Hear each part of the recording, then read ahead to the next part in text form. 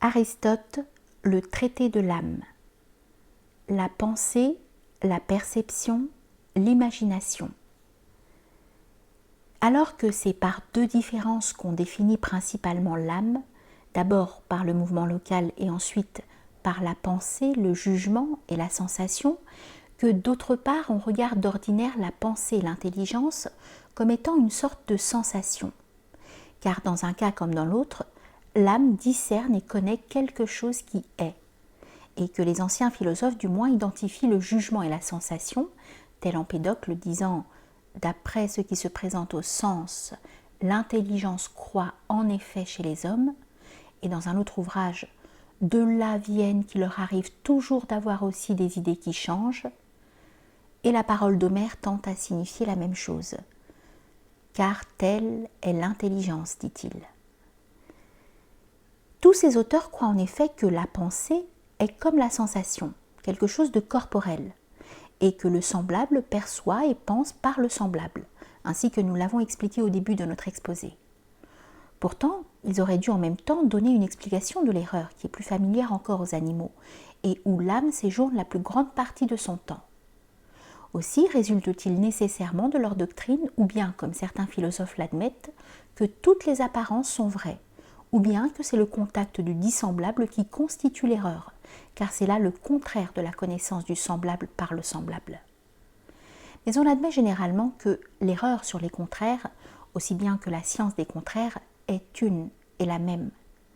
Bien au contraire, dirons-nous donc, qu'il n'y ait pas identité de la sensation et de l'intelligence. C'est l'évidence.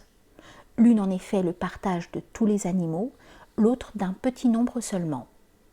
Mais la pensée non plus dans laquelle se trouve comprise la pensée droite et la pensée erronée, la pensée droite étant intelligence, science et opinion vraie, et la pensée erronée leur contraire. Cette pensée-là n'est pas non plus identique à la sensation. En effet, la sensation des sensibles propres est toujours vraie, et elle appartient à tous les animaux, tandis que la pensée peut aussi bien être fausse, et elle n'appartient à aucun être qui n'ait aussi la raison en partage. L'imagination, en effet, est quelque chose de distinct à la fois de la sensation et de la pensée, bien qu'elle ne puisse exister sans la sensation, et que sans elle, il n'y ait pas non plus de croyance. Mais qu'elle ne soit ni pensée ni croyance, c'est clair. Cet état, en effet, dépend de nous, de notre caprice, car nous pouvons réaliser un objet devant nos yeux, comme le font ceux qui rangent les idées dans des lieux mnémoniques et qui en construisent des images. Tandis que nous former une opinion ne dépend pas de nous, car il nous faut nécessairement alors être dans la vérité ou dans l'erreur. De plus, lorsque nous nous formons l'opinion qu'un objet est terrible ou effrayant, immédiatement nous éprouvons l'émotion.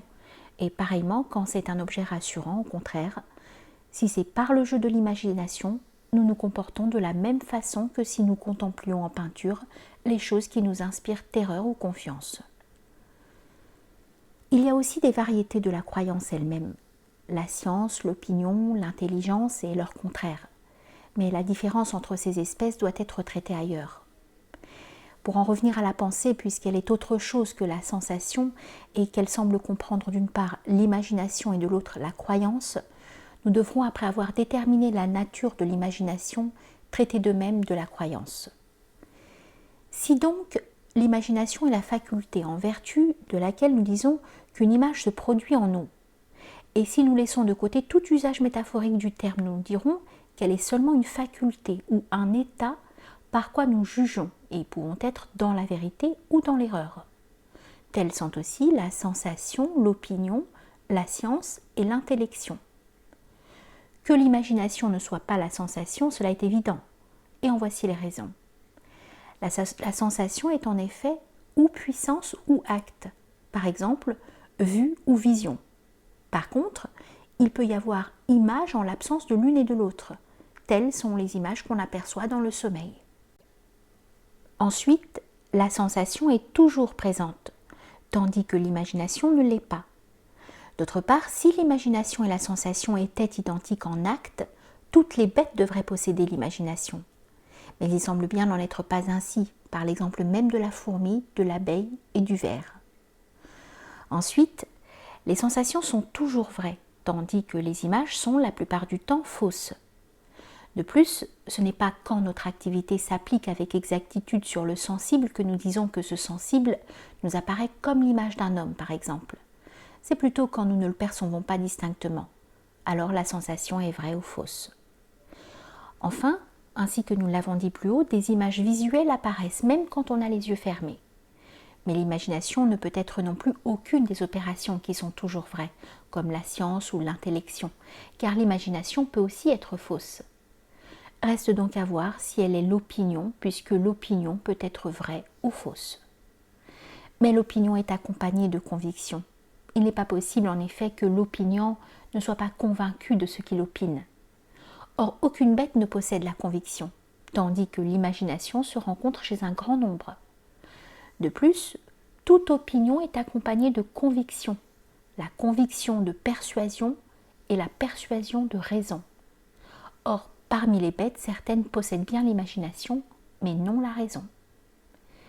Il est clair alors que l'imagination ne saurait être l'opinion jointe à la sensation, ni l'opinion produite par la sensation, ni une combinaison d'opinions et de sensations, tant pour les raisons précédentes que parce que de toute évidence dans cette doctrine, l'opinion n'aura pas un objet différent de celui de la sensation.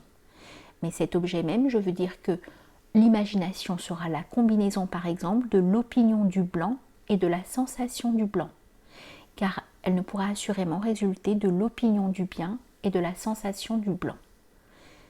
Imaginez alors, c'est dans ce système, opiner au sujet de la chose même que l'on sent.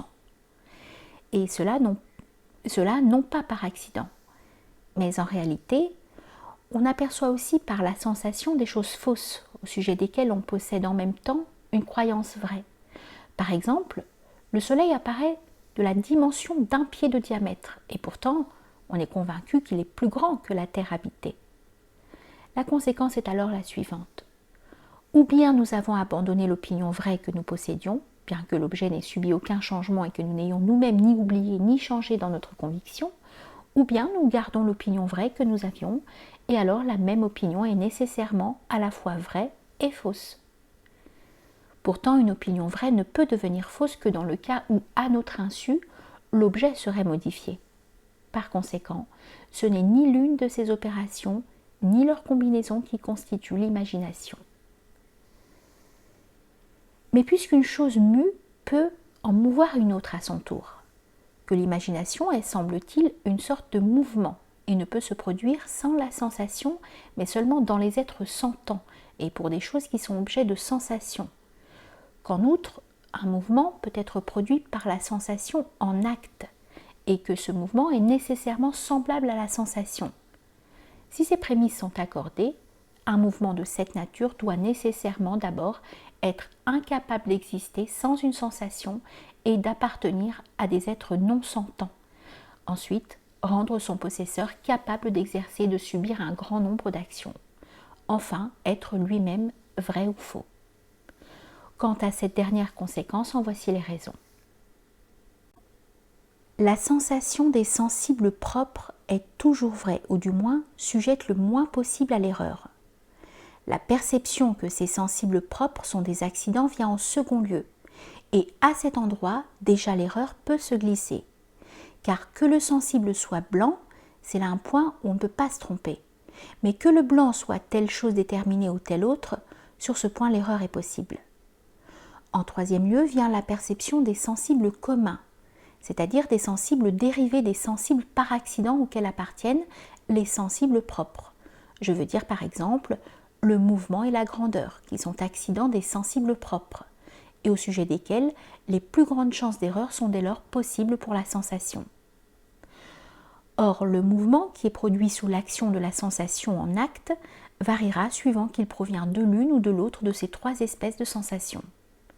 Le premier, aussi longtemps que la sensation est présente, est vrai.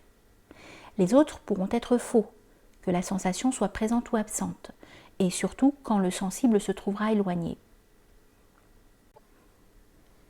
Si donc l'imagination ne possède aucun autre caractère que ceux que nous avons indiqués, et si elle est bien ce que nous avons dit, on la définira comme un mouvement engendré par la sensation en acte. Et comme la vue est le sens par excellence, l'imagination, attirée fantasia, a tiré son nom de lumière, fausse, parce que sans lumière, il n'est pas possible de voir. Et en raison de la persistance des images et de la ressemblance qu'elles accusent avec les sensations, les animaux accomplissent beaucoup d'actions sous leur influence. Les uns parce qu'ils ne possèdent pas l'intelligence, ce sont les bêtes, les autres parce que leur intelligence est quelquefois obscurcie par la passion ou les maladies ou le sommeil. C'est le cas des hommes. En ce qui concerne l'imagination, en voilà assez sur sa nature et sa cause.